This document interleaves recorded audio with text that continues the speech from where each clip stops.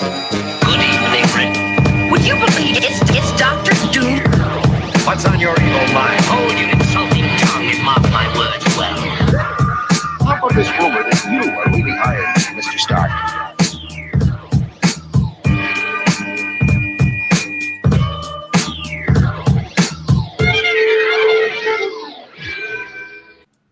And welcome to another exciting episode of the KLIQ Nation's Comic Book Chronicles.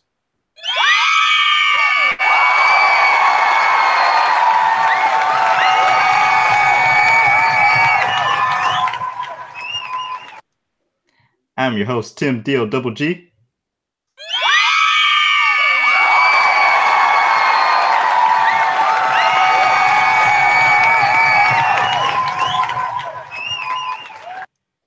And tonight I'm joined by the man behind the sound effects at Agent_70 on Twitter. What's up, everybody?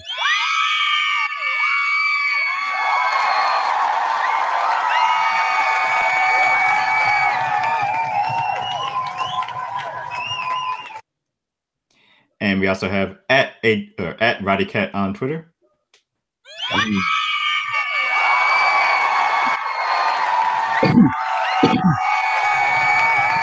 But Roddy Cat, but that's okay. You could have said it in 70 twice. I would not mind.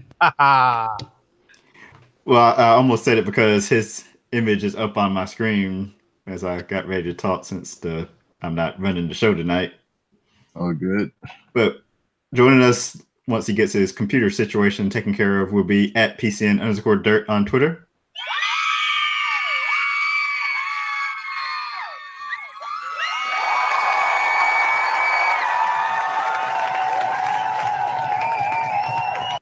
Hopefully he can hear that as he's trying to log in.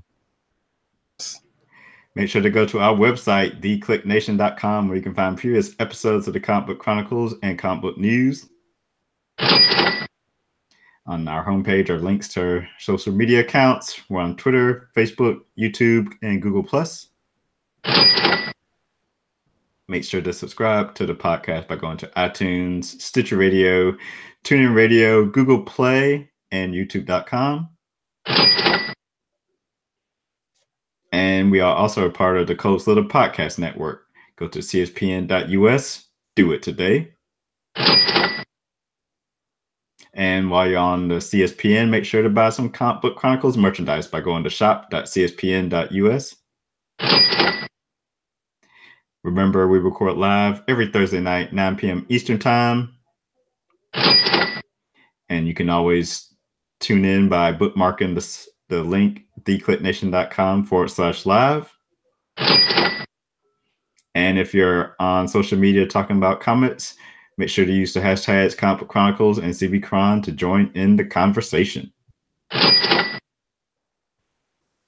And the first book for review this week is the penultimate chapter of No Surrender, Avengers number 689.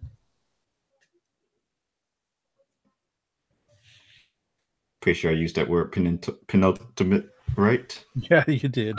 You got it. Even if I can't pronounce it. So this is, instead of saving the big fight for the end, this was the Avengers, all the Avengers basically joining forces to take on the Challenger, aka Grandmaster Prime. I still laugh at that. Yes, very creative name there. For his rap group to happen. I'm looking for the right song. That's all I'm going to be doing. This. Grandmaster Flash and the Furious Five. Exactly. Or you can do Take a Fresh the Show. I don't know. Yeah, exactly. Something like that, but definitely something. I was thinking, the Message or something. I'm not sure what. So, sure. And we had one of the Forgotten Avengers step up to challenge the Grandmaster 1.0. I guess he'll be called now. That'd be Lightning. Yes, we have to stop calling him Living Lightning. They have rebranded him as Lightning. Yeah. Oh, for a second I thought you were talking about the other sort of forgotten Avenger, that being Wonder Man, who, had a minute and ripped in half, didn't he? Yeah, got proved to be worthless. But he it helps to be made of pure energy, so Exactly. He'll be back. Yeah. But yeah, I enjoyed this issue. Like it was a whole bunch of good action. Like you see the Avengers, like you just finally see a good just Avengers come together. Although notably, like granted, it wasn't all of the Avengers, but it was a good clump of them because I did not think about it. Like there were no Ultimates except for you might have seen like a shot of T'Challa and America Chavez like in a panel. But there was definitely a core group that was in New York doing the battle, and a lot of the peripheral characters were on the periphery, saving lives around the world. Mm-hmm. But you also got to see some good, like I said, there are some pretty good, like almost classic Avengers actions. Like you see the interaction between Wasp, the two Wasps and the Wasp and Hawkeye, and just some stuff like that. That's kind of always been the core of Avengers. Sure, where they have their big moments. So that was good to see.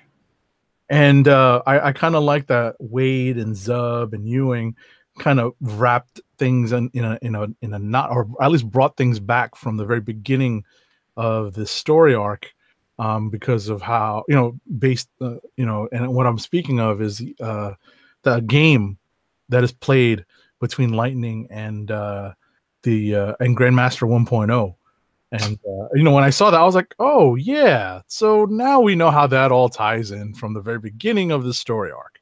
Mm-hmm. And I feel like that's kind of a like, especially when the Grandmaster is concerned, that kind of ends up going that way, right? So I didn't see it, I didn't anticipate it. Although, to be honest, like there's weeks when I don't catch up to this storyline right away. So I kind of, I kind of needed a refresher on what had happened all those many moons ago. Oh, I read three books back to back, so it was kind of relatively fresh. Gotcha. But yeah, I think this was like the opening scene, right, from the first book. Yeah, where he was like undercover or something. Exactly. Mm-hmm. Into which he even called to it. But there was also some weird stretches in power uses going on in this issue. Like specifically with like Falcon, yeah, and Sunspot. Oh yeah, that could. Was it her name? Poor girl. No, I'm thinking about the Uncanny Avengers, Inhuman girl. Synapse. Synapse. Yeah. Can't want to call it Sentry or something. Yeah, all right. Oh god, don't give her that. But yeah, even like I said, I'm about to say even Scarlet Witch, but heck, we've seen her do way more with the use of her powers than that. So I was like, okay, like the thing with Falcon, I'm like, that's a bit of a stretch, but all right, we're gonna run with it. And Sunspot being compared to a Hulk or being as strong as a Hulk, which I guess could happen, which, I guess, go back to the Marvel Handbook, you could get up that powerful. Mm-hmm. I mean, there are always limits on, just real quick before we move on to the rest of the story. My understanding, and I'm gonna like crack open my my copy. I got the essential Marvel Universe trade paperbacks of the Marvel Handbooks like a number of years ago. Look up Sunspot's entry and see. I always understood Sunspot's main weakness was that he wasn't invulnerable. Like he was super strong and he was like a living solar battery. So he's kind of like Superman, but didn't have the invulnerability. Unless I'm mistaken. No, you're probably right. But like if I remember correctly from that self-flame, not that particular, that his injury in that book, I think his upper limits was close to Hulk. But obviously, has never been shown to get there. Right. Whatever. So. Okay. Anyway, moving on. Yeah. I was gonna say, anything else major happen in this issue? Not really. Like I said, we just saw some pretty good Avengers action. We, the Grandmaster Prime, aka the Challenger, gets dealt with, and we're working our way towards the conclusion of this whole thing, putting a bow on it. We'll see whatever that ends up being next issue. Okay.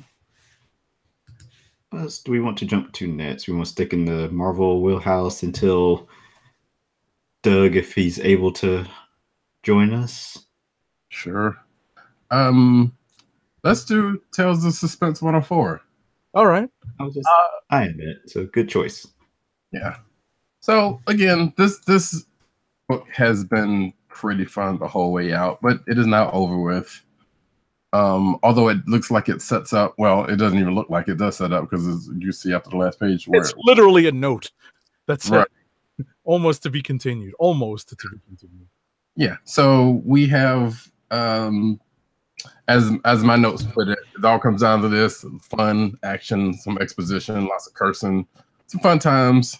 Tango Cash is over, but opens up another story, because it all gets wrapped up pretty neatly. And again, in a slightly buddy cop manner, which like I'm kind of here for. Right. And without spoiling it too hard, I would say that we're almost trading a buddy cop movie for like a thriller spy romance movie after this. That seems to be what's being hinted at. Kind of a myth thing coming together, maybe.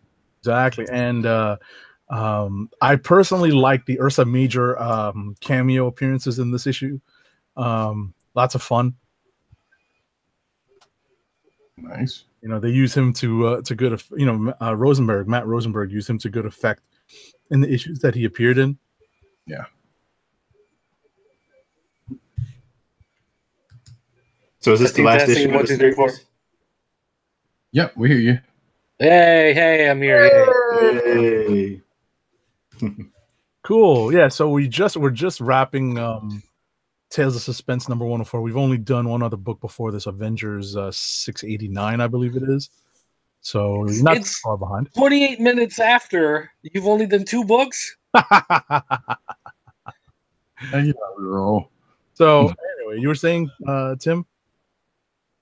Oh, I'm just asking, was this the last issue? Yes. Got it. All right. Do we want to jump to Batman 54, is it? 45. 45. You actually like this issue, Dirt? Yeah, for once he actually did like a full issue of a comic. It was great. Wonders never cease. Yeah, seriously. I think I understand why you like this issue, because like you said, it's a full comic.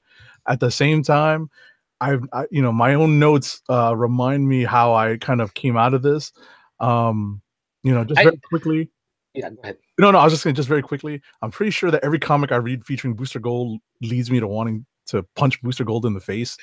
So, like, I understand your frustrations with Booster Gold. I'm not, disputing that you could have some apprehension for liking the character after this issue.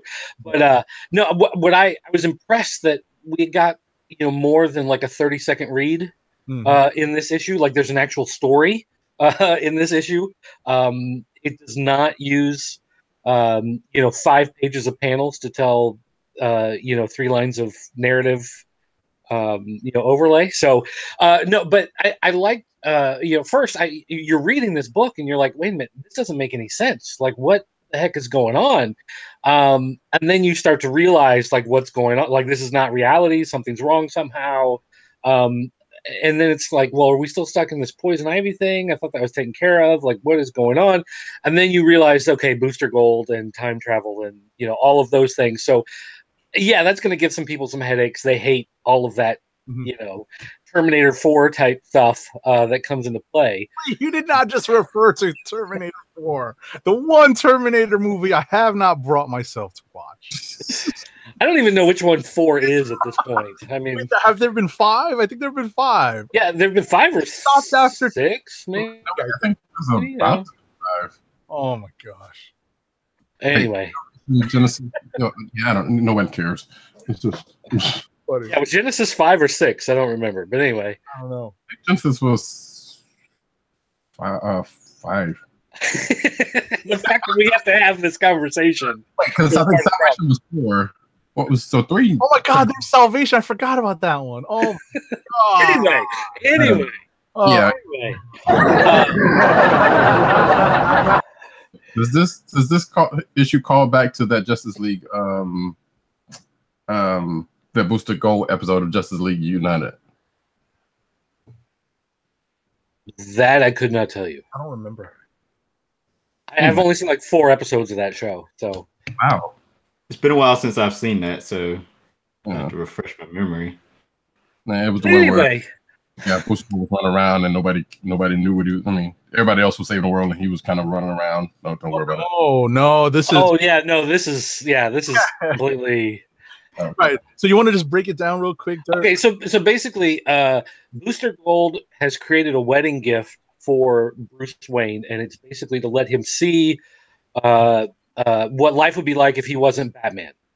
Kind of like that nice "It's a Wonderful Life" Yes, that's type thing. Except that, of course, the reality that's created when Bruce Wayne doesn't become Batman is terrible.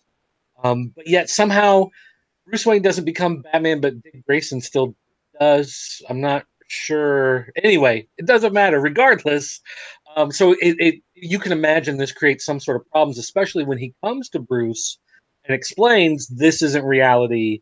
I messed everything up so you could see how much you need to be Batman, and then things just go off the rails even further. So yeah, I mean, it is one of those stories that it takes a while to understand what's going on. And it's not for everybody because there are a lot of people that hate the time traveling. They end up like Austin Powers getting cross-eyed just trying to figure it out. But right. I applaud the fact that this wasn't a 22-page story with 17 pages of just silent Catwoman crawling through air ducts, or Batman in a sewer fighting, repeating the same line over and over, or what we've gotten a lot of in Tom King's Batman run, where we talk about his expanded storytelling. This is much more classic comic book storytelling, and I'm going to take credit for it. I'm just going to say he must be listening to this show.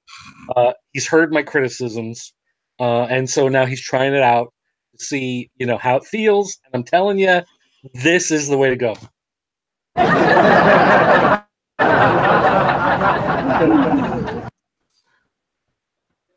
Right. So what the callback in this issue is to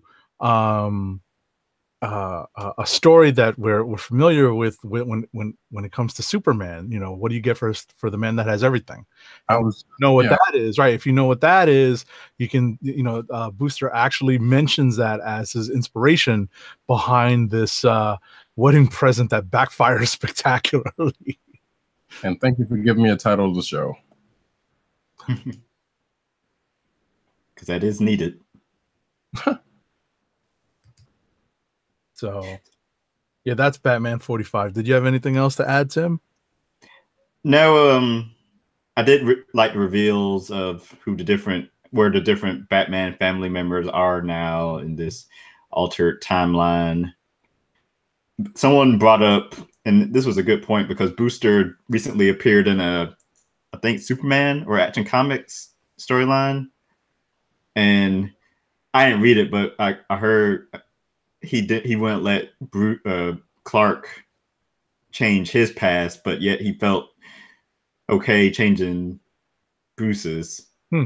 Well, the difference was Clark wanted to change the past to fix things in the present, whereas Booster Gold is changing it just so he can unchange it, so people can see what the difference is.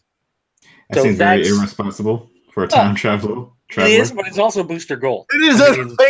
Thank you. I mean, this is a guy who became a superhero so that he could get a pizza company to pay for their logo to be on his uniform. So, you got to take this stuff in stride. All right. All right. I mean, it's the thought that counts, right? It's the thought that counts. I'll accept that answer. There you go. All right. Let's see. Since you want to go on to, since we already hit the Tom King road. What's next? Yeah, Mr. Miracle, which I have not read yet. Oh. And Dirt and I had similar notes on. Oh, but the battle of being a parent. Mm-hmm. Mm-hmm. So basically, this issue revolves around the fact that Barda and Scott are switching back and forth between who's going to be the stay-at-home parent that day and who's going to fight in the war on Apocalypse. And so you have this, back and forth where it's like one day one of them is changing diapers, and then the next day you see them like fighting someone to the death, gouging out their eyes and cutting off their heads. And it keeps flipping back and forth, and it really plays on this whole idea that their job is to just endlessly fight this war on Apocalypse. And it's business as usual. That's just what you do. When you're from Apocalypse, you just fight on Apocalypse. I mean, that's just life as you know it. And so it's the rom-com daily grind. It's just that their daily grind happens to include genocide and Holocaust, And Funky Flash Man. Yeah, Funky Flash Man. Oh. So yeah, and again, like I love the artwork. I love the play on the signal going fuzzy sometimes, or having the VCR, blur thrown in there. I know a lot of people have criticized this book for the way that he'll take one panel and Mitch Gerads will just like copy and paste it 9 times and just change one tiny little thing in each panel. But I think that's part of the charm of it also. Is the way he's playing on that, and he plays on the fact that you're seeing these patterns repeat, over and over throughout the page and from page to page as it goes through. So, I love it. I think it's great. And again, this is one of those great like high watermark series for me. The same way that Vision was, this one just continues. Like every time I read it, I'm just in awe of how good it is. Just very quickly before we move on, do you guys have any thoughts on how this story is brought back to the beginning? The way, we were just talking about Avenger 689 kind of brought the story back to its beginning. We remember how Mr. Miracle, the series began. So I'm wondering how we get from this happy place to a very dark place. Well, I suspect if it goes the way of Vision, we probably won't see that until like 10. Mm-hmm. Not saying that it's probably going to go out the same way, but I figured that would be the time to kind of start reining it in. Yeah, and one of the things I actually went through my mind as I got to the end of this one is thinking about some of the things that have happened in the previous issues, and I'm wondering how much. Has he played some sort of games? Because a lot of times he'll have 2 things going on at the same time, and you just kind of assume they're related or they're happening around the same time. Right. I'm actually wondering if they're happening at 2 distinctly different time periods. So I was actually thinking as I got to the end of this issue, I kind of want to go back because some big stuff has happened in previous issues. Mm-hmm. They seem to just kind of forget about or skirt away from as the story goes. So it makes me wonder if where it started in the first issue and where it is now is not just a simple progression forward, that there might actually be some looping or backtracking or things out of sequence. Yeah, linear. I was like non-linear storytelling. Right. Before we jump on though, quick note: I got my new comic of the month box, and there's some neat stuff in here. There's Marvel Fallen Angels. I got a bunch of that series in here. An old Eclipso book. It's all right. Black Hawk. That's cool. But the big thing in here in my final 2 books, they sent me an old Kirby Mr. Miracle. Oh. This is number 15. Wow. And then they also sent me number 16. Wow. So I was actually super excited to open the mail. First appearance of Shiloh Norman in this one, and then the follow-up in the next issue. So I was actually super excited to see these show up in the mail like the day I was reading the new Mr. Miracle. I was like, hey, I got 2 more Mr. Miracles to read now. Nice. Very nice. Yeah, I was going to say before we go on that I'm kind of wondering if they're going to just start erasing or maybe possibly erase some things going on in this book. Because with the glitches and all, you really don't know what fully that's about. And I kind of wonder, are they just going to set all this up just to kind of get rid of it all or something? I mean, there's nothing to suggest that, but it just kind of seemed like something that could happen. Right. Well, yeah, and again, we know that by seeing what Tom King has done in similar books like Sheriff of Babylon and Vision, they don't always end on a happy note. Hmm. And so, not to throw out the baby with the bathwater, so to speak, but you almost wonder how much of what's going on is reality, Right. and how much is, could be a Jacob's Ladder, type scenario going on, or, things of that nature. Like I said, I want to go back and read to see if there are any other clues about what's going on that put things in a different order or a different perspective. But again, that shows like how well crafted it is. Cool. All right. Let's see. Well, you covered all my DC books, so I didn't get to Action 1000 this week. Sorry. I skimmed it when I first got my review copy of it, but I mean, it's like, isn't it like 80 pages? So I don't know if it's quite that long, but yeah, it is big. It's a square bound $8 issue. So, and I'm not a big Superman guy, so. And it's really what it is it's a collection of short stories, which is kind of what you expect from one of these big, number big mashups, anniversary, whatever. And so what it is it's a bunch of different writers and artists taking Superman and telling stories either from different time periods or taking classic, iconic stories and telling them from another perspective.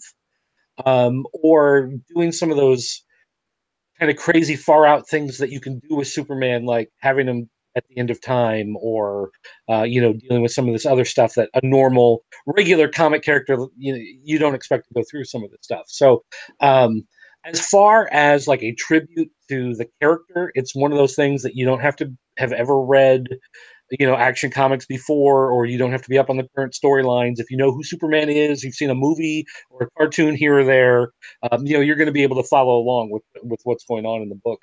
But the big thing is at the very end, where the first part of Brian Michael Bendis's new storyline pops up. And of course, Bleeding Cool was like, this changes everything you ever knew about Superman and blah, blah, blah. And there is a retcon that he throws in, like the very last word balloon on the very last panel on the very last page throws in a possible retcon, but it also could be a possible lie from a new villain.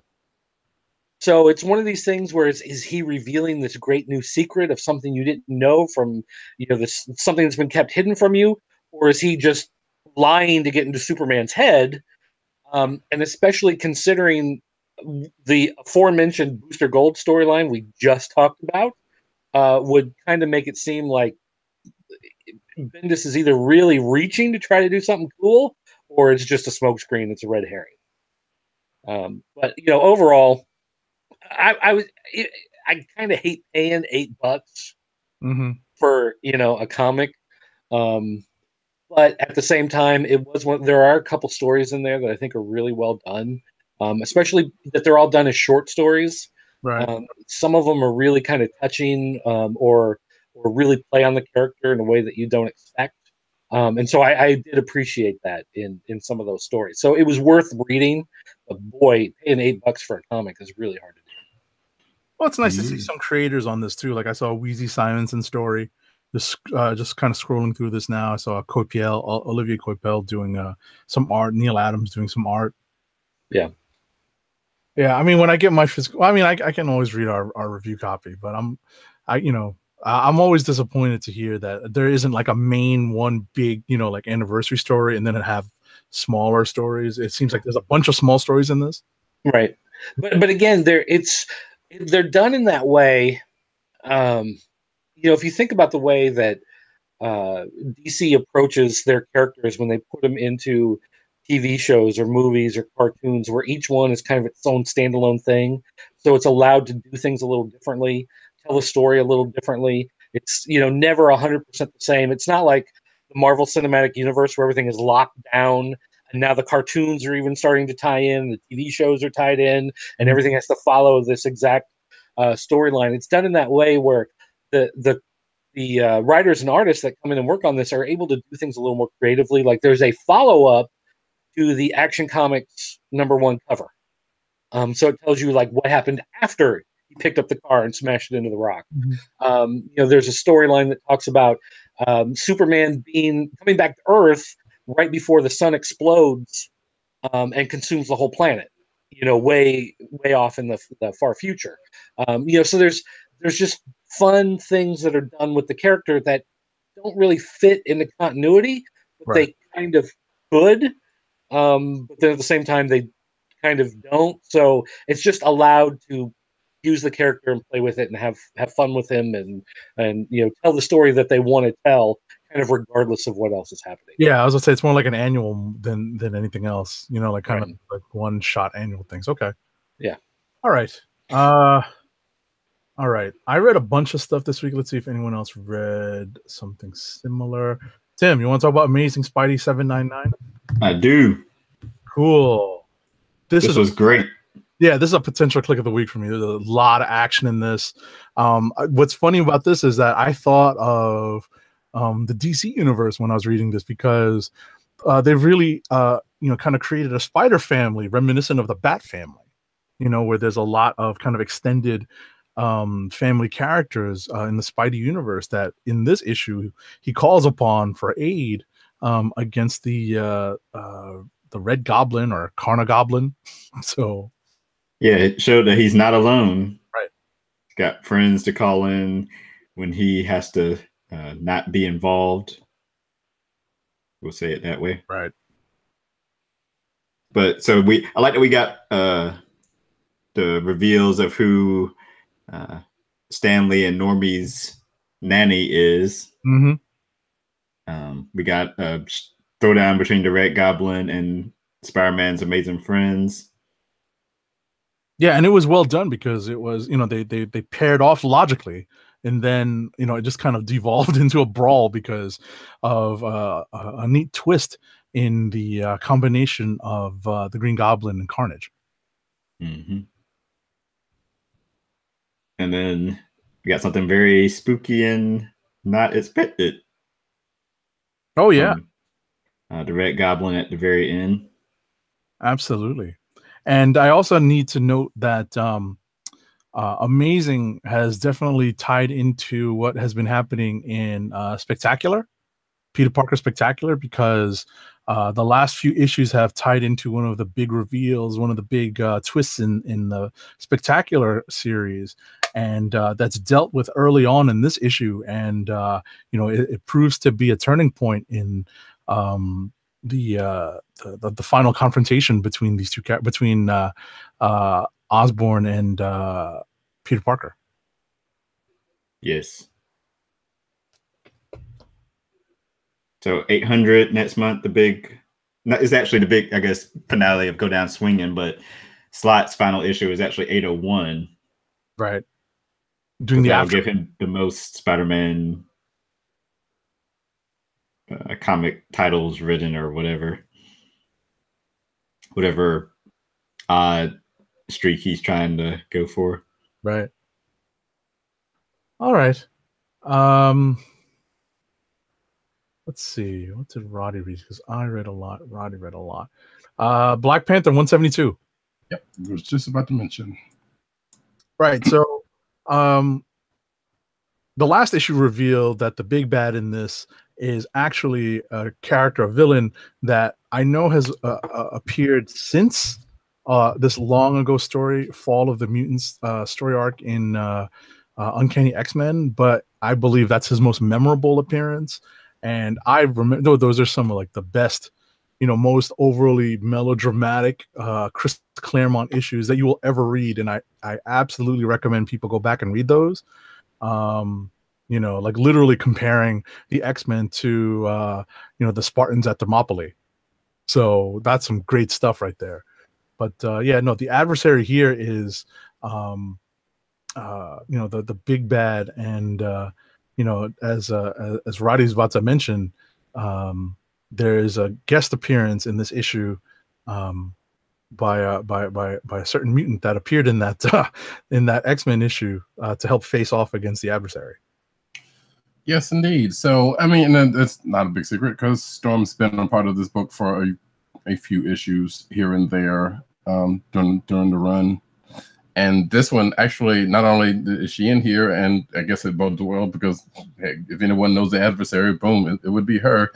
She finds herself in a couple of different familiar spots because one, she's facing off against the adversary, and two, they play on that whole claustrophobic thing again. Right. Which during the course of we find out that, or at least we get the hint of that she may be more than mutant, more than goddess.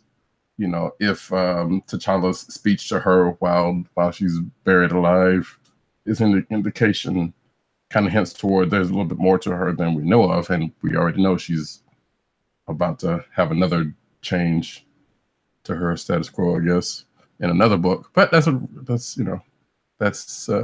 there. But we also, which appeals to me, we also get a little bit of feels after everything is said and done, because after the adversary is dealt with, T'Challa and Storm have a little heart to heart and a thing again, and it's like, okay, see, they're messing with me again, but pulling this. Even though I think Ta-Nehisi Coates said they're not getting married again, but that doesn't mean they're not linked or whatever, or back together. At some point. They were going to be linked in something like that, and the last couple of pages kind of pretty much outright say that. So yeah, just I'm sorry. No, I'm finished. Okay. I was just gonna add, I made sure to write this down. I miss Claremont when he was at his most grandiose, because I remember reading these issues. I was in junior high school. It was so much fun. I was like, this is crazy. What are they doing to these characters? They defeat, in this issue, they defeat the adversary in much the same way, but it doesn't seem as dramatic. Because listen, we all, 3 of the 4 of us were alive and probably reading comics when that happened. We may not have been reading Uncanny, but we maybe had a friend that did.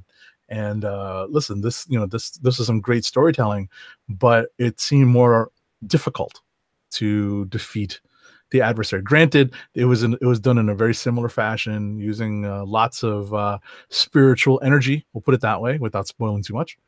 Basically, yeah. But in the same time, because it also showed that T'Challa pretty much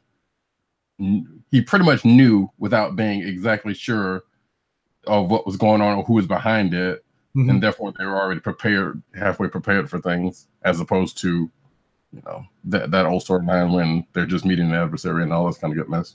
Gotcha. All right. So would anyone object to going into rapid fire? No. Let's do it. Here we go.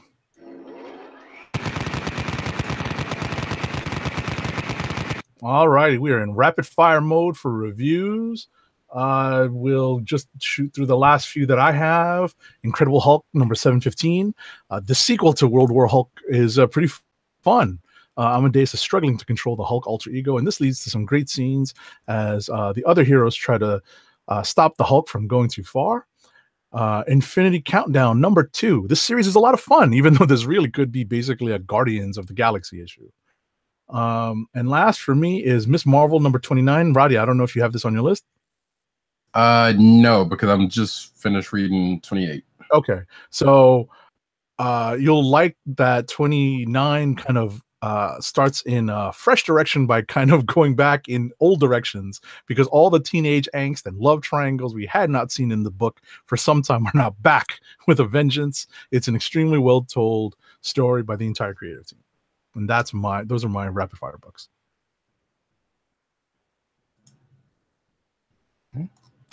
Well, I'll go if anybody else wants to. John Wick number 2. Hey, guess what, folks? John Wick's number 2. He's back. He's killing folk. He's still got a vendetta going on. He gets introduced to the Continental, but in a different place, and that's pretty much the crux of this issue. Future Quest presents Herculoids number 9.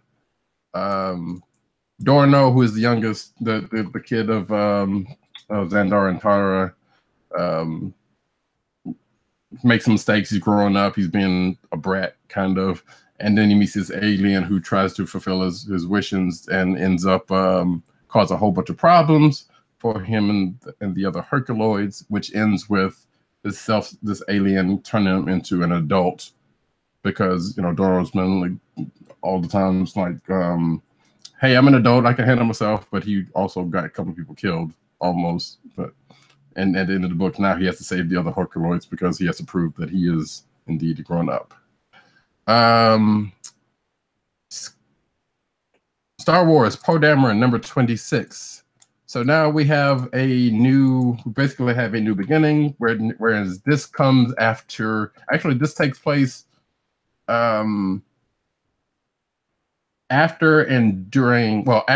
Last Jedi and during Force Awakens, because we get to see like Poe, Finn, and Rey on the Falcon, after the events of Last Jedi, and they're talking to each other, and they're starting to recount.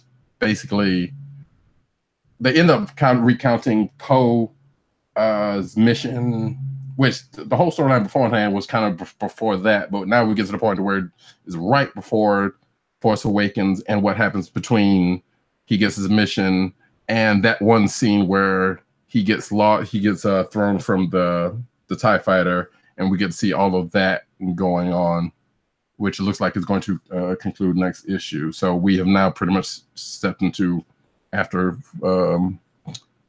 it looks to be sometime after Force the current timeline, but yeah, Last Jedi and that. So that was kind of cool, especially the interaction between those three before Poe starts the story. And last but not least, Skyward number 1 from, I believe it's Image. So basically, at some point here on Earth, gravity changes. So we're not held down, and it basically turns into 0 G. And this young lady named Willa gets born into this world. She loses her mother early on, and her father's, kind of being, well, we find out later in the book he's trying to be overly protective, but not really, because she's like 20 at this point and been taking care of herself for a long time, and something's happened to him, but that we don't know about.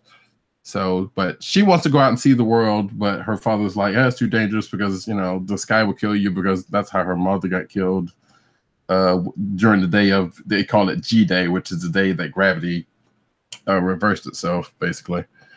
But she wants to go out and see the world. Her dad's not letting her, but her dad's also like, well, I have a way to reverse things again, because it shouldn't be like this. And that's where we leave off the book. It seems kind of interesting. I might stick with a couple issues to see what happens with it, and see if it actually goes in any place. But it's cool. And that is it for me. I do want to read that. Hopefully I can find some time this weekend. I know the art looked good. Yeah, it was a pretty decent read. Like you can blow through it real quick. So I only had one left, and it was Justice League number 43, bringing Christopher Priest and Pete Wood's run on the title to an end.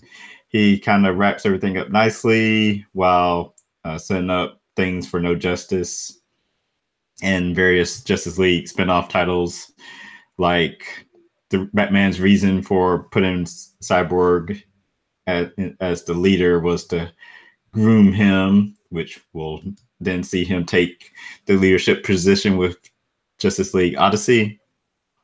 I'm wondering, is the new JLA's headquarters going to be the Hall of Justice? Just because, like, the table set up inside during the renovation looks similar to like the Justice League or Hall of Justice style table where everyone sits down to meet at. They showed it in one of the books. I'm trying to remember.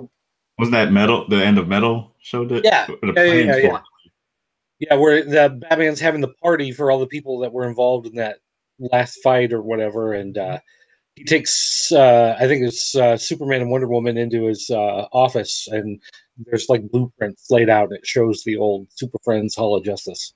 Mm-hmm. Meanwhile, in the Hall of Justice. And the Hall of Justice. Oh. We have that as a sound effect, guys. I'm about to say he's ready. And that was it for my books. All right. I only have 2. First, Batman Creature of the Night. This is a alternate reality story. It's set in the world. There's no Bruce Wayne. It's Bruce Wainwright.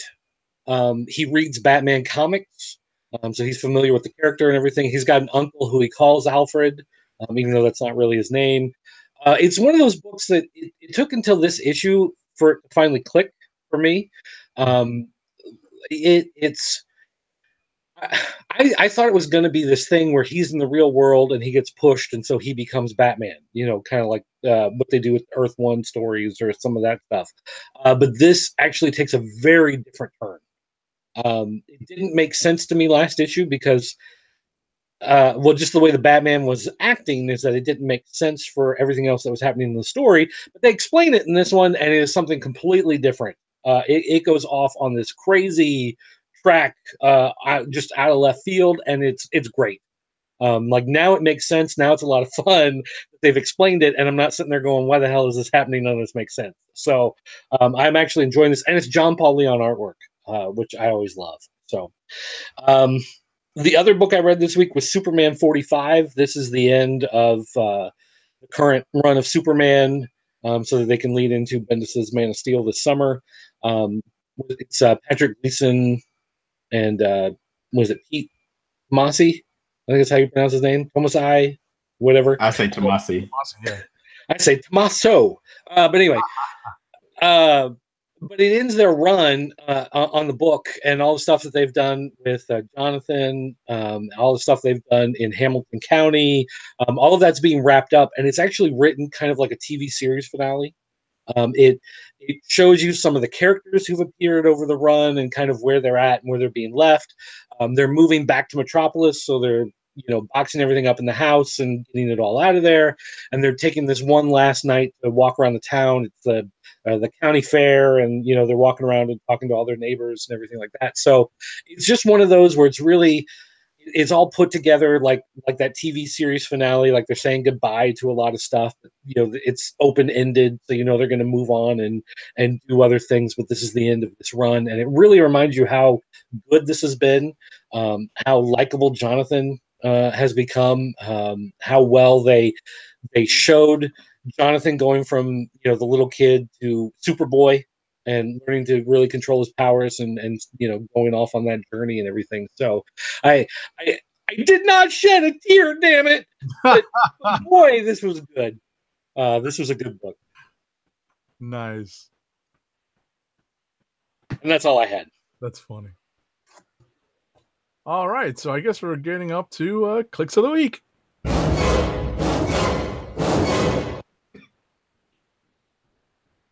Mine is Amazing Spider-Man 799. I second that. Mine is Black Panther 172. I almost want to do Superman 45, but I got to go with Mr. Miracle because it still is just so well crafted. Gotcha. Good one. Gotcha. All righty. So I understand we're having a couple of co-hosts sign off. Yeah, actually, I woke up at 2:00 this morning, and I've been up since. Yikes! It was just one of those nights where it's just like I woke up at 2:00 in the morning, and my body was like, "All right, you're up. You got 4 hours sleep. Go." So yeah, I'm probably gonna go crash out in about now. Good night. I'm about to go do the same. All right. So Roddy Cat and I will tag team the rest of the news. Yep. Thank you, fellas. All right, take it easy, fellas. Take it easy. Oh, Yeah, by the way, real quick. Oh, we lost Tim, but Tim, we did speak with Tim earlier about and he'll understand. Infinity War is next week. Yes. Opening night. So debating about what we're going to do with the show, but we will definitely let you know. We might have a Friday show. We're still we're gonna try to work that out some kind of way because people are going to be in places, and I think mostly everybody's going to be seeing it Thursday night. Except for _dirt. No, Yeah. Not me. But... we kind of Yeah. I've ceased to hope that Dirt would run out and catch it opening weekend. Yeah, the only time anymore I go to see a movie opening weekend is when someone says, "I'm buying you the ticket and you're going with me because I don't want to go alone," and so then I end up going. But Otherwise, I don't. But yeah, the other thing, now that Tim is gone, just let everybody know that tomorrow is his birthday. Yes, yes, indeed. And, he's turning 23. So, oh yes, if you are catching this on the night we record, which or the night this happens to come out, which is this comes out on the 20th when Classic is always on the stuff. Come on. It's on the 19th and it's on the 20th is Tim's birthday. So if you see him, say happy birthday. Buy him a beer. And do not let the fact that he's a 420 baby slide. That's right. Like bring it up. Like you got to hammer it home. Like we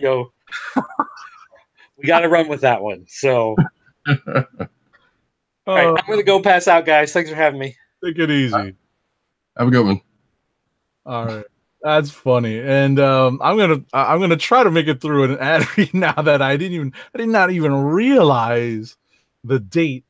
That Tim's birthday happened to fall upon. So that's hysterical. That's hysterical. I'll pull up an ad read now. Where did my ad reads go? Oh, where can they be? Boy.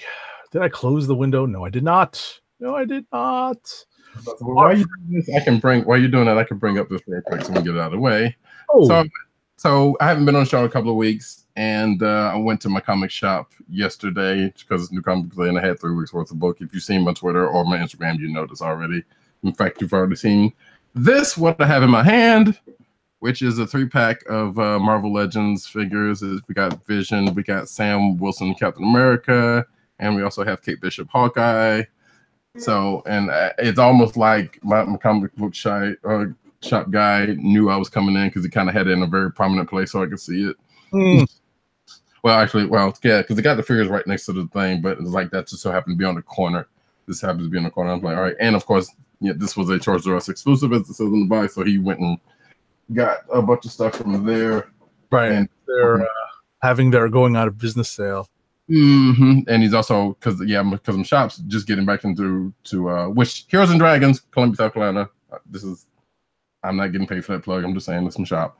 But he's also got a Diamond account. I'm not a Diamond account, Entertainment Earth account, and trying to get some other stuff going on. So he's trying to. They already had a big selection of toys. Again, this is not an endorsement. This just happens to be my shop. But so yeah, like I said, my tweet was like, "It pays to have a comic shop who knows how to hook you." Yeah. All righty. So let me just take care of our first ad read of the night, and let our listeners and viewers know that you can keep our podcast free by shopping at Amazon. Visit cspn.us, then click the Keep Our Podcast Free link at the top of the page. From there, scroll down and click on the Amazon link to shop. Purchase items from Amazon as you normally would, whether it's books, music, electronics, jewelry, apparel, toys, and whatnot. For every purchase made on Amazon through our link, Amazon sends the CSPN a payment that helps us keep the Click Nation's Comic Book Chronicles podcast free for our listeners at no extra cost to you. Amazon.com through CSPN.us. Do it today. And now, the news. The news.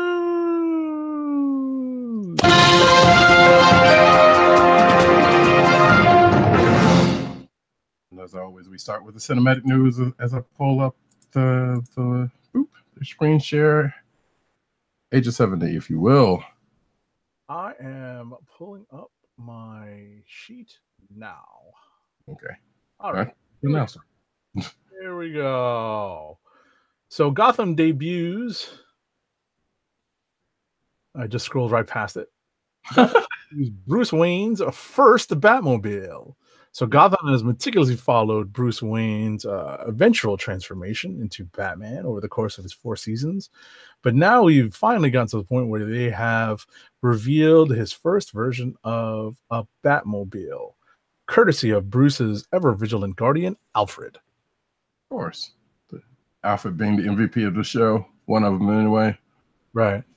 So what is it? It's a Ford Mustang? The Ford Mustang, so it's a little reserved as opposed to the other versions of the Batmobile. But hey, apparently according to this, yeah, it's a V8 5-liter. You know, if you're a car guy, it's got some horsepower, and yeah. And gadgets, I assume, at some point. I assume I need to catch up on Gotham, but yeah, I don't know because I did not see this when this happened. But hey, it's a thing now, so they're pushing ever forward. Aquaman reshoots have added Randall Park as Dr. Shin.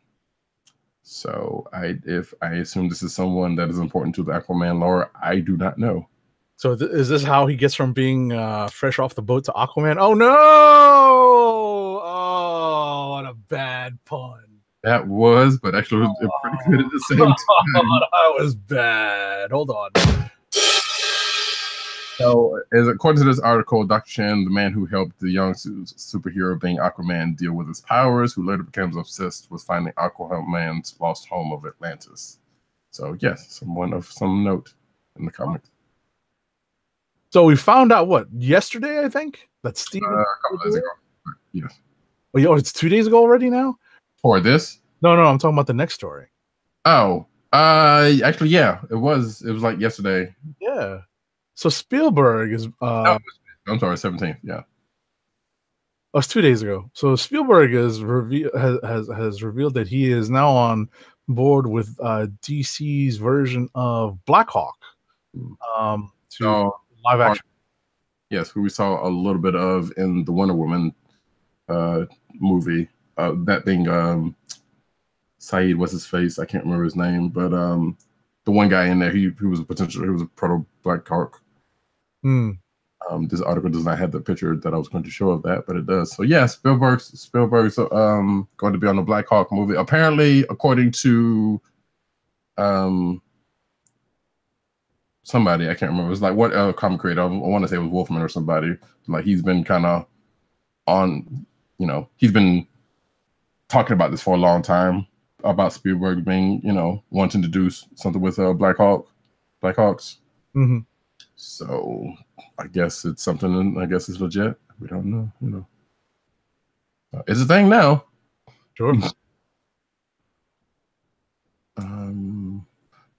Speaking of Wonder Woman, actually, Linda Carter has spoken with Patty Jenkins about Wonder Woman 2 role. So we'll have 2 Wonder Woman,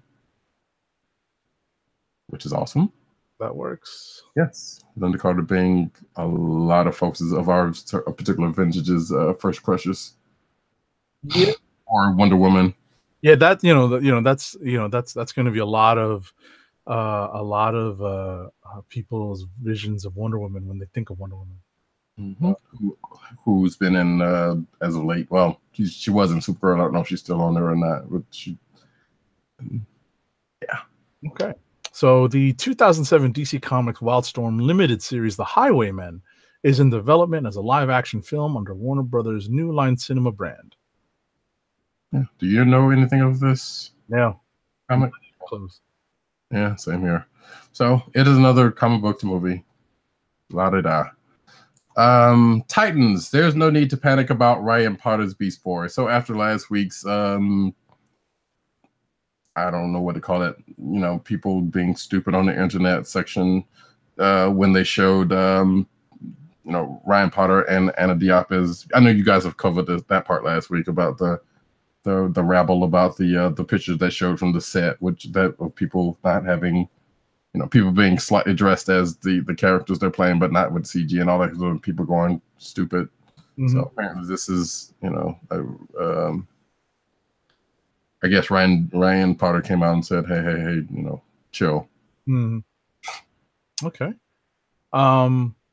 The latest Incredibles 2 trailer reveals the Parr family's creepy new foe. I have to admit, I have not watched this trailer.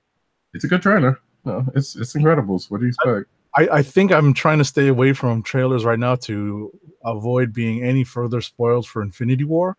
So, okay, that's fair.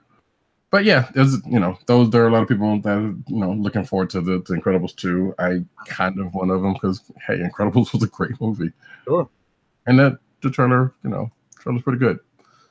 Let's see. Elizabeth Olsen would love a Scarlet Witch House of M movie. Now, I know last week we had an article saying that she did not want a solo movie. Yeah, a solo movie, but apparently she's either changed her mind or whatever the case may be, and she's interested in doing one if it involves House of M, that titular storyline, which I don't think I've still read all of yet. Now that I think about it, I mean, that one's going to have some interesting. That would have at least some interesting ways of adapting that kind of, it's a pretty crazy storyline to begin with. Involves, and they're going to do some sort of Game of Thrones type thing at this point with that, if they ever did that. I guess. I mean, there's going to be some shades of it because House of M did kind of have that before Game of Thrones was a thing. Mm-hmm. So speaking of Infinity War spoilers, I'm going to ring the bell. All right, let's see if I can't find the spoiler bell. Spoiler bell.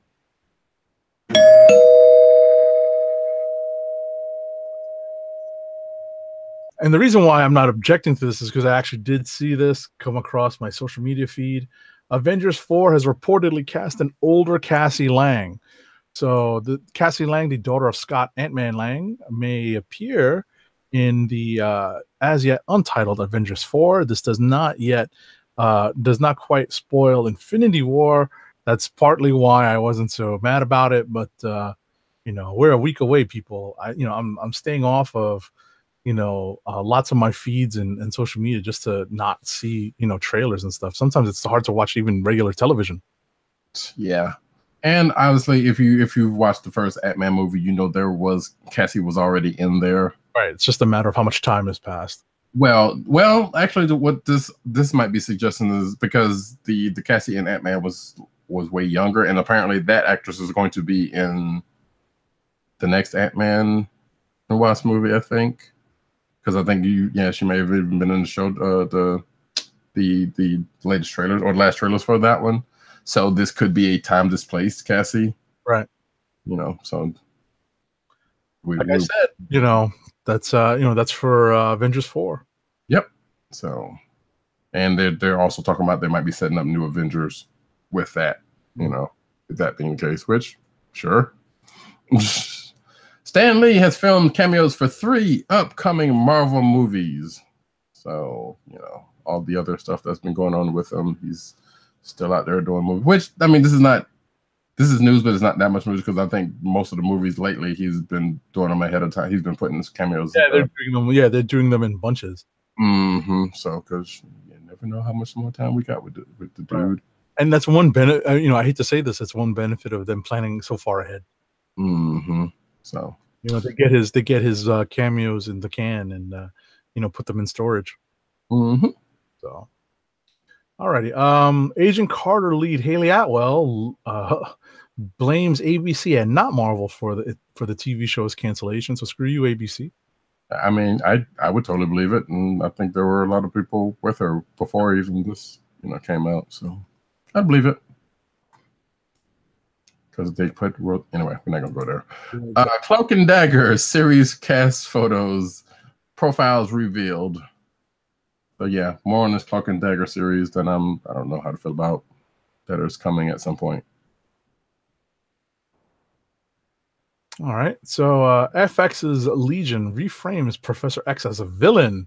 Dun, dun, dun. The hero of its own story, of their own story.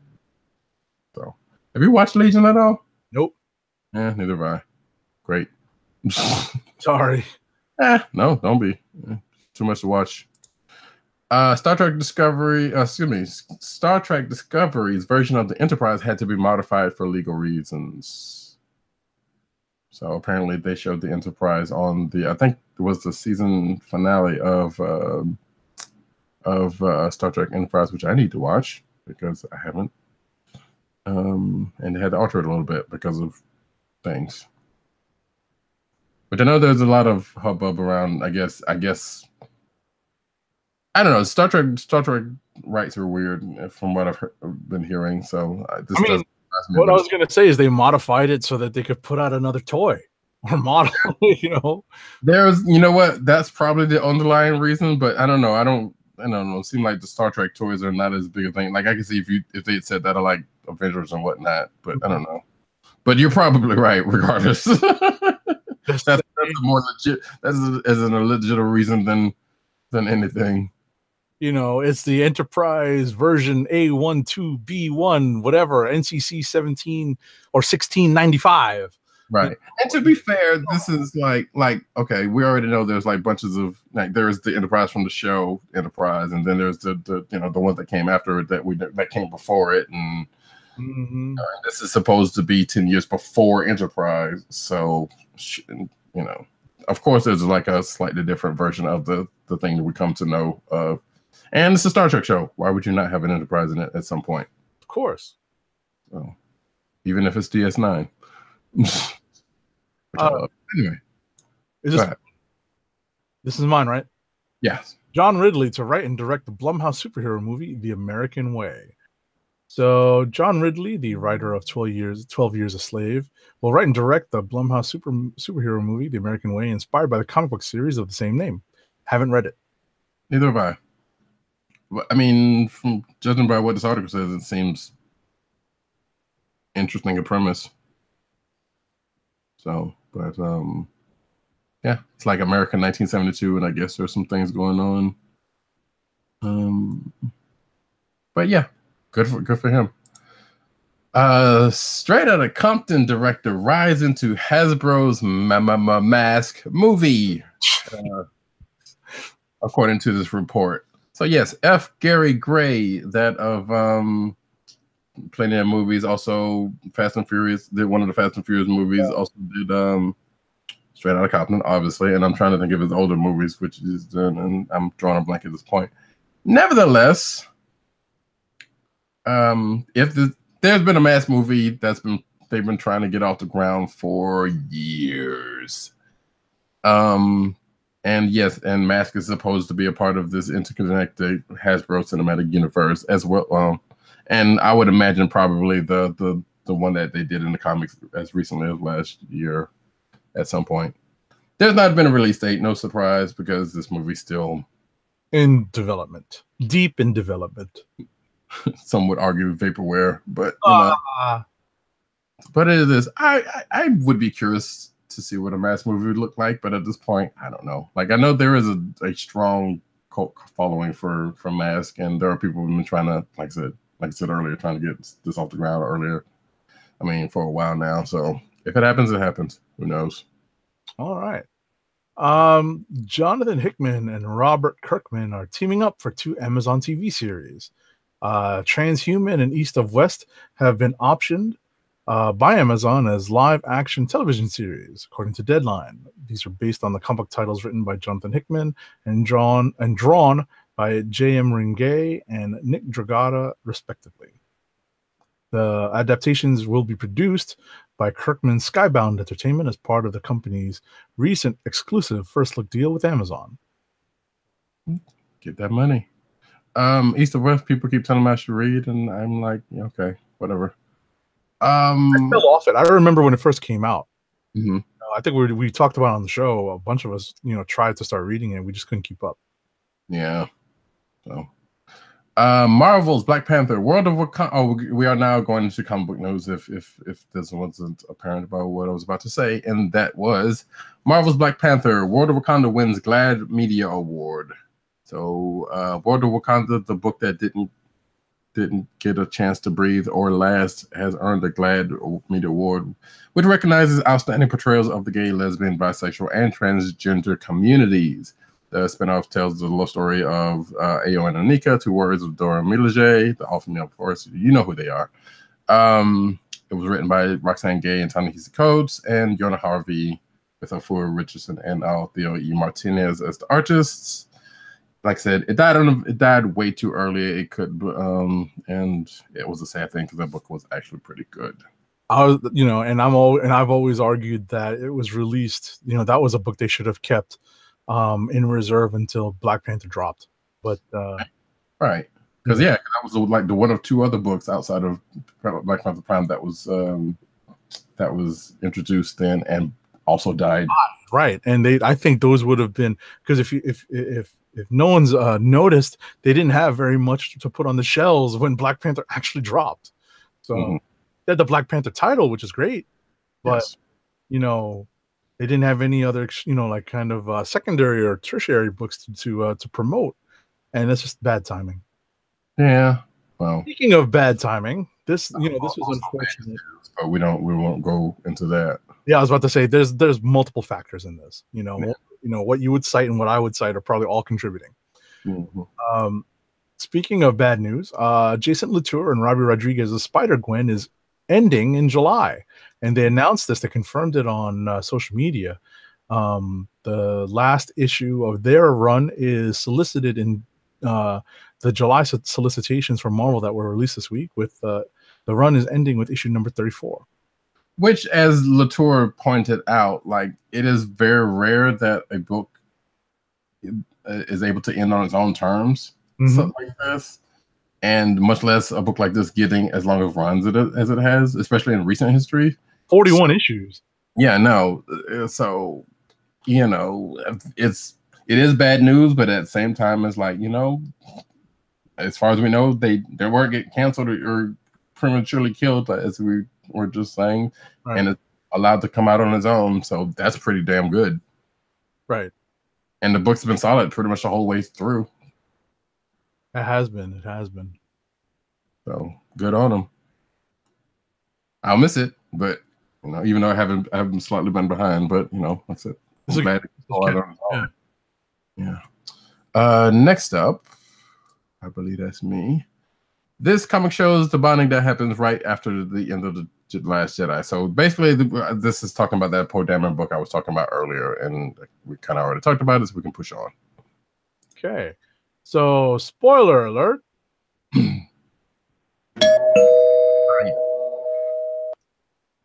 Marvel's Darth Vader's comic series just introduced a new secret Jedi Order. So yeah, this is for Darth Vader 14, which came out last week, which I haven't read yet. However, it does kind of bring together some of the things that I was talking about in the book in the past, being that Jedi Master Jocasta Nu was kind of setting up a new Jedi school order thing before her untimely death a few issues ago. So I'm glad I was actually slightly right about that stuff going on. I thought we were going to see some of the stuff get played out in like either the movies or Star Wars Rebels or something, but hey, it's unfortunate. I just dropped the series. I mean, it's been solid. Charles Soule's been doing some pretty decent stuff. Like number 12, so I think we're up to 14 now. Jeez. Right. Yes, 14 just came out last week. So, and like I said, the book's been pretty solid. It's kind of more action than dialogue in a lot of cases, but it's still, kind of fills in some things here and there. I probably a little biased in my telling of this, but it's been decent. Good. I'm glad you liked it. Right. So, and like I said, I need to read this book. Matt Wang, before we go any further, shout out to Matt Wang 97, who says, what did Wang miss? Well, we've already done the books, we're going through the news, and we're in the stretch. Yeah, we're in the stretch, my dude. But glad you're with us anyway, because we always love seeing you around. With that, we will go on to the next thing, which is also Star Wars related, and I guess I'll go ahead and take this one.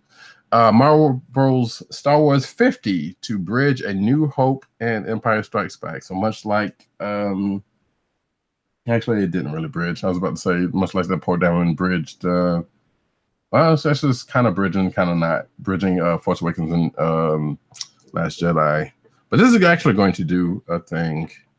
And I deliberately did not actually read the bulk of this article because I kind of wanted to read the story. Yeah. Yeah, one, because I think I'm like an issue or two behind in that, and also it's still not coming out for a little while. I know, and I'll be caught up by then. So and up to like what 44, 45. So like 44, I believe was the last one. Yeah. So still got some time in doing that, but and also it's A New Hope and Empire Strikes Back. If you haven't seen those two movies by now, you know, I don't know what we get, you know, where we're going. So right. The funny part about this article is when it said it's a bridge of New Hope and Empire Strikes Back, I thought about Shadows of the Empire, which was a book and also ended up being a video game that I think was set in between those two movies, or was it Empire and Return of the Jedi, one of the two? So that's why I was like, are they going to do Shadows of the Empire? Really? But, I don't know. So, yeah. So I've got the next one. It's Marvel teases a classified X-Men comic. So as the Fresh Start initiative rolling, there's going to be a July X title that's being released, and they're keeping it classified. So who knows what that's going to be. Yeah, I think there's some speculation about it. Could be that hunt for something to do with that hunt for Wolverine. Mm-hmm. But a lot of things at this point. Yeah, we don't know. All we know is that, hey, X-Men are back in a relatively big way. Yeah, I wonder what caused that. Anyway, actually, I should have put another article in between this one, but that's okay. We'll get to it. New Fantastic Four teaser hints at another group's Marvel Comics return. Sounds like in addition to the Fantastic Four coming back, we might also get the return of the Future Foundation, which was the Jonathan Hickman book from a few years ago. As you can see from the picture, if you're watching the video, you see the full Fantastic Four +2. And there's, well, in shadows of their new costumes, and presumably, which you can barely tell here, Valeria and Franklin are wearing the symbols of the Future Foundation. So leading to the speculation that, yeah, that's coming back probably. Which I know you were big on that book, weren't you? Yeah, I mean, it was the FF, just in a different iteration. Right. So, cool beans. Next up. Spoiler alert.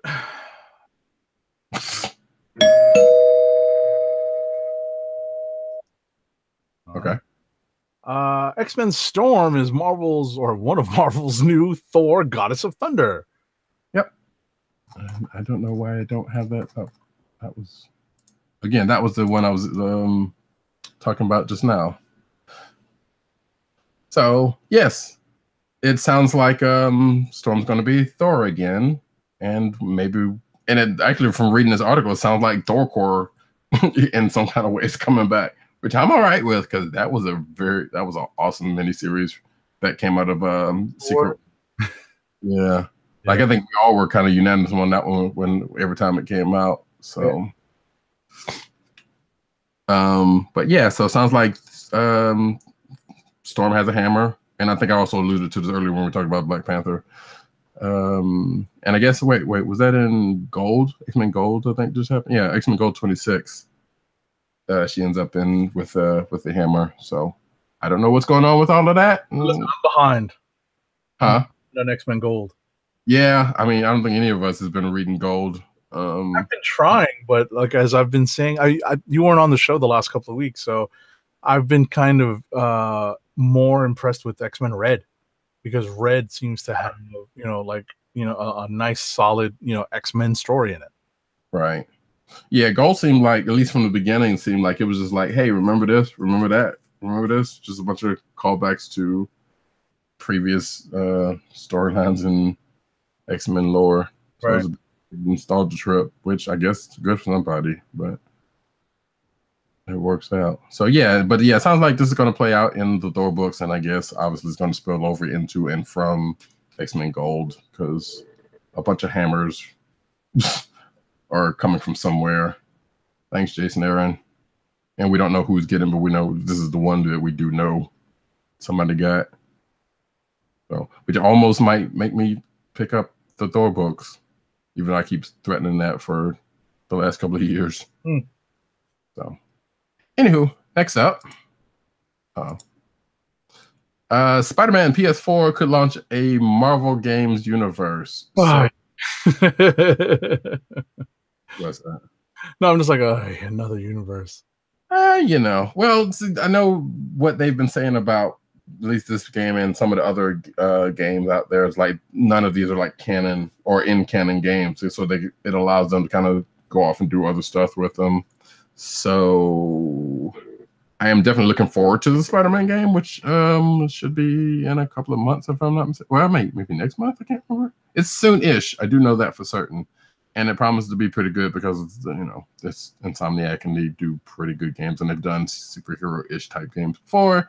But yeah, story-wise, there sounds like this could possibly start a whole Marvel game universe, because you can't have a media property without having some sort of universe attached to it, apparently. Okay, exactly. You got to have something to tie into.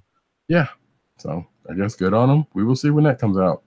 All right. So Hot Toys, famous for making and selling really expensive but really well done 1/6 scale action figures, is putting out Captain America one inspired by Cap's Nomad movie look for Infinity War. Mm. And I think I saw somebody on Twitter was like, Cap has 2 shields. I'm like, yeah, I mean, look at them. They're small. You gotta have some. Yeah, they're kind of like gauntlets, right? In this, so yeah, we'll see how it plays out. Let's not talk about Infinity War anymore. I'm just like, no, just right. Yeah, we're gonna find out very soon. Yeah, pretty much. Give this man a shield. But I'm like, yeah, there's something I want to say about Infinity War, but I'll hold it off until, because I'll probably be wrong about it anyway. But I think I may have mentioned it before about that, the shields and why they're like that. So we'll leave that alone. This one, I saw and I immediately thought of Agent 70, because Geek Pick of the Day from Geek.com, a watch fit for a captain. And if you're watching the video, you can see what said watch looks like, which I think big watch. I think is a big watch. So I mean, I'm wearing a big watch now, like a big watch face now, but that thing looks like gigantic. Well, yeah, you can compare it to the person's hand that's holding them, but still. True. So again, if you're not watching the video, there's a watch with the watch face that looks like Captain America's shield. It is a kind of big watch in relation to the model's hands, and as you can see, if you're watching the video, there's a figure of Thanos giving a pound to the person whose the hand is on. Well, I guess it's a fist. So, and of course, in relation to the size of the Winter Soldier Funko Pop, as you can see here, it's kind of a big watch. It's a cool looking watch, but kind of big. Yeah, definitely cool. I'm interested in this. That is the question. As a Cap fan, which I think, don't you already have a watch similar to that? I don't. I do not. So that is, I mean, my watch, like you can see here, my wrist is big, and this is a pretty big watch face. So I'm definitely familiar with wearing a watch with a big watch face. Roddy Cat can see this on the screen. Mm-hmm. So I'm kind of curious to see what the measurements are on this and see how much it is. It's not very expensive. Yeah, it's $40 as we go through and it says fits wrists from 7 inches to 9 1/4. Weighs 4 ounces, 2 inches across the face. Yada yada yada. Interesting. But so there you go. It's like a kind of like a casual backup watch. Yeah. I mean, if you're at a con or somewhere. Yeah, exactly right. That's exactly right. Actually, here's one with the Black Panther logo also. Oh, nice. So I might end up bookmarking that, but we're going to move on. Speaking of actually Black Panther, wow. Funko releases Black Panther Pop Series 2 figures. So banking, I was about to say cashing in on the popularity of some of the secondary characters we were introduced to in the movie. Yep. Which, Pop usually goes for it when they do a line or 2 or 1,000. So this is not that big of a surprise, but hey, Matt Wayne chimes in talking about shouldn't Age of 7 to get a what did you say? Shouldn't Age of 7 to get a Captain America chest clock a la Flavor Flav? Oh no.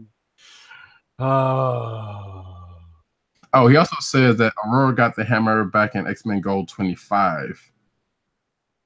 Right, like I'm more than a few issues behind, so yeah, me too. So he says it was pretty neat. So but yeah, I guess, and that also either way, it still stems from what is going on in the Thor books. So I would check that out, but yeah, I don't know.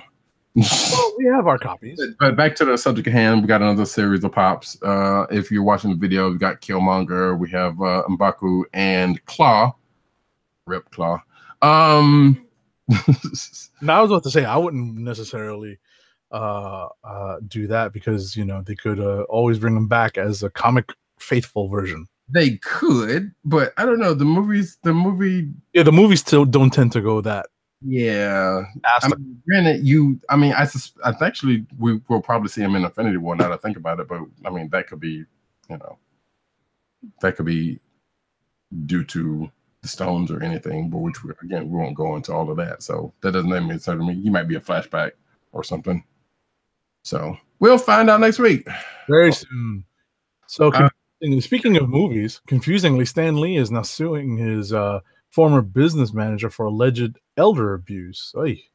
Yeah. So if you've been keeping up with us and the other media and other places in the media has been talking about this, it's been kind of a back and forth, with Stan Lee and elder abuse and him being at the center of it. So now, because I think, he right before this, he also put out a video, which y'all might have talked about last week. I can't remember, saying that, hey, nothing's going on, and he sued the pants off of anybody, for accusing such things of happening.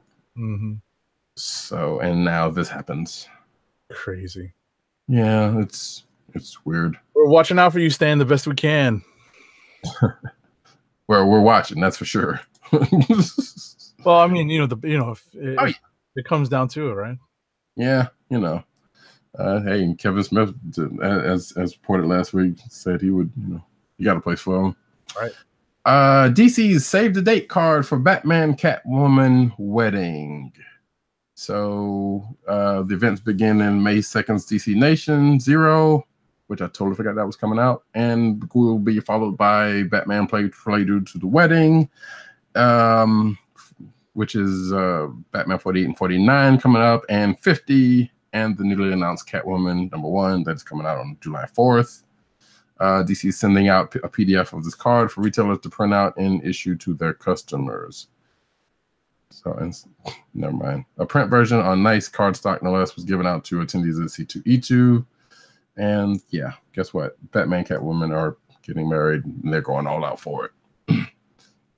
Like, you know what they could have done if they really wanted to? Send some of these to retailers as opposed to have them printing them out themselves and spending their own money. But hey, that's just me. Alrighty. So, spoiler alert. Mm-hmm.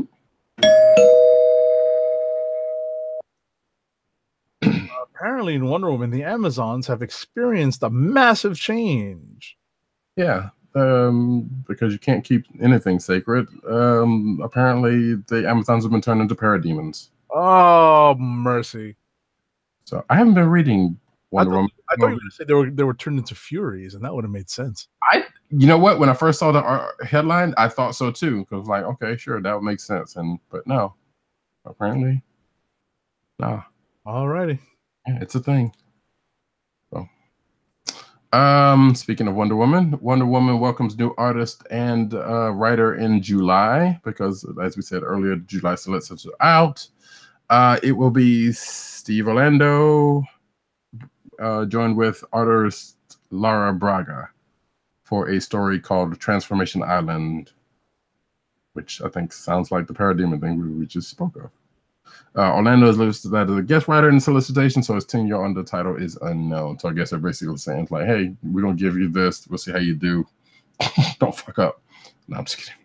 Okay. Yeah. In video game crossover comic news, Injustice's Batman recruits He-Man. My God. Recruits He-Man to fight Jerkface. I'm censoring myself here. Jerkface Superman. So yeah, so this is the Injustice comic has been going long and strong, and apparently at some point, Batman went out to other dimensions to look for folks, and he went to the universe of the Masters of the Universe, And thus we have this crossover here. It's actually kind of funny because I believe in this article, somebody was like, well, why didn't he just go back? Because he's got a crossover with the Turtles, the Teenage Mutant Ninja Turtles, who are also in the game Injustice 2 that we're talking about. So why didn't he go to them for help? Which I'm like, you know what? That's actually kind of funny. So yeah, so you are finally possibly going to get that He-Man versus Superman fight that you've always never thought you wanted, right? Yeah. You know, and again, this is not the first DC crossover, and this is definitely not the DC first DC He-Man crossover that's been going on. So that was going on from the inception of He-Man. Basically, yeah. They had crossovers with the Justice League and Superman. So.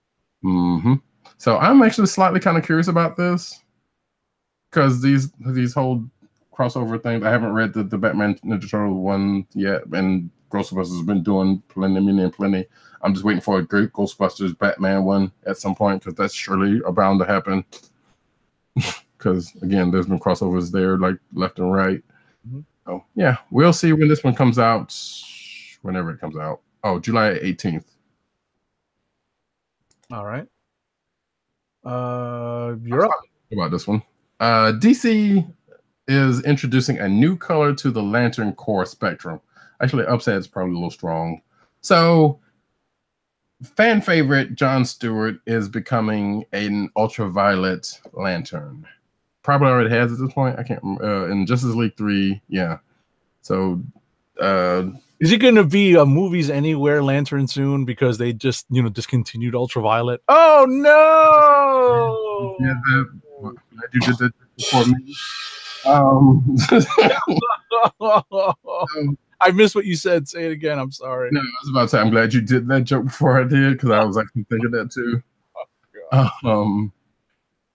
Well, I mean, and yeah, Movies Anywhere still is underlying the ultraviolet thing anyway. But regardless, so here's my problem with this.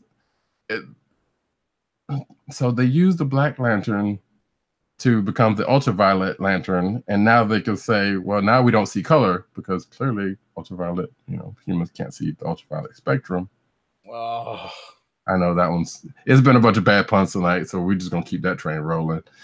So, yeah, apparently, so again, John Stewart, ultraviolet lantern, and I guess he's going up against the Justice League or whatever, whatever the case may be. So I'm sitting here like, really? All right, sure, whatever. It's a thing. It's going on. Don't fuck up John Stewart. That's all I'm saying. All right. So moving along.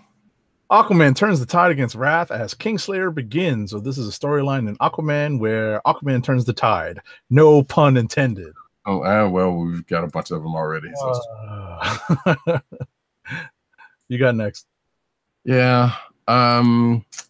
More Batman news. Batman 45, which I believe is the one we were just talking about earlier, sells out and returns to a second printing.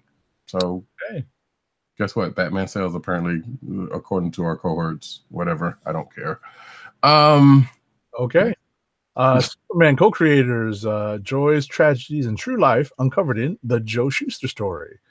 So yeah, there's going to be a graphic novel coming out soon, actually, May 15th. Cool. From Super Genius about the story of Joe Shuster, one of the co-creators of the One Soups there. So it is written by Julian Village and drawn by Thomas Campy. So if you're a Superman fan, have at it. So seems neat, sure. And it is an anniversary. If we have not said it before, it is actually Superman's anniversary, 80th anniversary, I believe. There's also a sale going on in Comixology and actually on Vudu also, if you're a Superman fan, because there's a bunch of Superman movies on sale and some of the animated stuff too. So I'm pretty sure it's not just Vudu, but I know of Vudu because that's where I usually get some stuff from. So go check it out and go check out Comixology because they will have sales. And hey, happy birthday, Soups, whatever. Is that you or me? I'll take it. Lucifer showrunner turns world upside down for creator-owned Skyward. I talked about that earlier. I'm not sure why I have this here because it's an interview with the writer of this book. Seems cool. like I said, if you get a chance to check that out, go for it. Alrighty. Valiant has named a new editorial director. They have promoted Robert Myers from managing editor to editorial director. Good on them. And in other editorial change-up newses, former Marvel editor joins Aftershock, which I love the fact that they don't put the names in the titles, but fine. Christina Harrington, longtime Marvel editor, has joined Aftershock Comics as managing editor. She joins not long time, 3 years she was with Marvel Comics as an associate editor on the X-Men titles. So congrats to both of them. All right. And I'm gonna throw this, I don't have it in the news, but I'm gonna throw this in here real quick. Okay. Lion Forge is hiring, so they have job openings. So Lion Forge being the house that I'm not gonna say that. That's not true. But so yeah, there's account clerk, account manager stuff, a couple of things. There's a link I will put a link in the show notes. But they're hiring. If you got some skills that they need, hey, go for it. Where are they located? I want to say they're out in Cali, but I'm not sure. Let me see if it says here real quick. I mean, they could be all around the country. That's the thing. They could be, but I mean, I know they're usually based in some point. Like I was about to say Portland because that's where. Yeah. St. Louis. Yeah. But I mean, it doesn't. I mean, it says that Lion Forge is based in St. Louis, but I know that a lot of these companies keep offices in multiple places. Right, like satellite offices. True. So yeah, I'm not sure where its home base is, but regardless, it's there. Go for it. And last but not least, there's a story from the Beat about a visit to Big Apple Comic-Con, which I did not make it to this year. Where the writer of this story, James Romberger, was on a quest to find the name of the artist who drew the famous and widely distributed comics pamphlet Martin Luther King Jr., The Montgomery Story. And they finally revealed, and there's no spoiler here because it's important to know, Cy Barry is the artist, who was a guest of the Big Apple Comic-Con, and he confirmed that it was he who drew the comic. So that's pretty cool because I guess what no one had known is that was uncredited. Right. And now it's out. No, right. No. Yeah. So there's one more article, or not article, but there's one more story I was going to bring up in the corner, and that would be Captain Marvel flies into 50th anniversary variants. So Carol Danvers is going to be on a few different books in the coming months. There's one from Avengers, Black Panther, Doctor Strange, Immortal Hulk, and Thor. So, and that'll be in July. And I guess we got, we can flop through those real quick. So, and that, as they say, is that. All righty. So, I guess we're going to go into our last ad read of the night. So our last ad read of the night is for Busted Tees. If I can get this stupid thing to clear. Why can't I get this thing to get away from my... I can't get the link to... This episode of the KLIQ Nation's Comic Chronicles is sponsored by Busted Tees, your home for funny, awesome, cool t-shirts that are sure to get your friends' attention. Busted Tees puts many of their popular t-shirt designs on sale each week. Choose from several eye-catching t-shirts inspired by pop culture. Their cleverly themed t-shirts inspired by movies, video games, TV shows, comic books, and geek culture, and much more are all on sale. To help keep our podcast free, order from Busted Tees by going to cspn.us. That's cspn.us. Then click on the Keep Our Podcasts free link. Click on the Busted Tees banner and then shop for awesome t-shirts.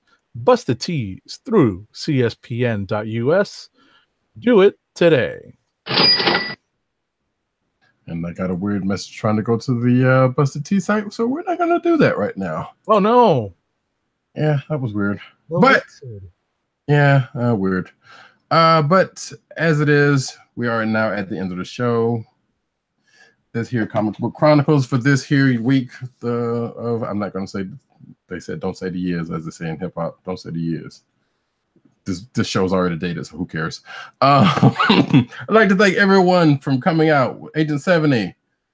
You find them at agent_70 on Instagram and the Twitters. Man About Town. Hold on. Oh, with all the windows open, what are you gonna do? Yeah. I actually got through to Busted Tees. Yeah, well, I also switched. My version of Chrome has been updated, so it could be something. Okay. It's weird sometimes. But yes, agent70_70. It's Instagram, Twitter. You know where it is. For our hosts who are not here, one Tim DOWG98 on Twitter, also the KLIQ Nation on Twitter, also CB Cron on Twitter. Catch him at all the places and all the places that he writes for, such as CBR and Nerdist and all those companies. Go and check out his writings in all of those places. Give that man some love. Also PCN_dirt on Twitter, and actually I don't know if he's on Instagram, so we're not gonna do that. Pop Culture Net on Twitter. Oh shoot, what I forgot his comic book site that he just started is ineedcomics.com.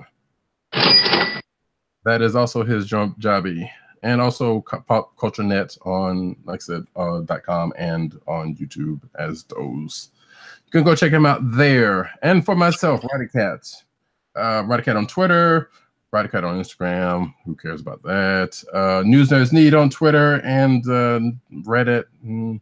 Also, CB Caps on Instagram, where I do my comic book panel capping services over there, which I'm grossly behind on, but that's okay. We're trying to get back in the mix in a whole lot of different ways around here.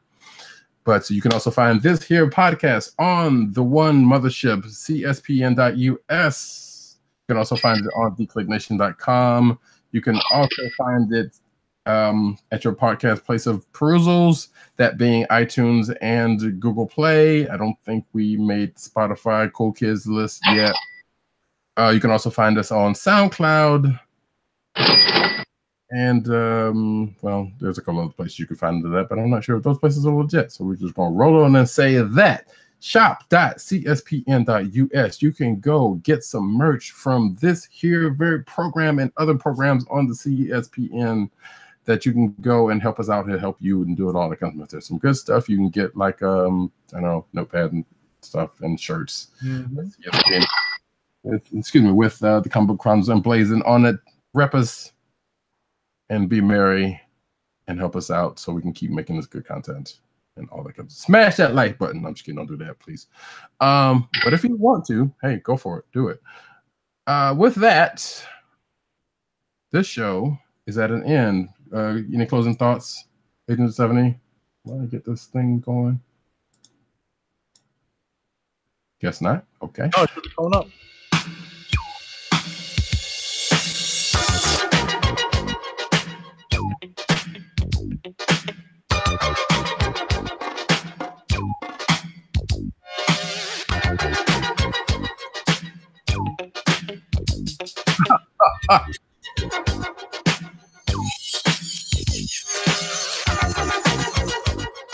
All right, this is the Comic Book Chronicles, folks, and we are out. Good evening, Rick. Would you believe it's Dr. Doom? What's on your evil mind? Hold your insulting tongue and mark my words well. How about this rumor that you are really hired Mr. Stark?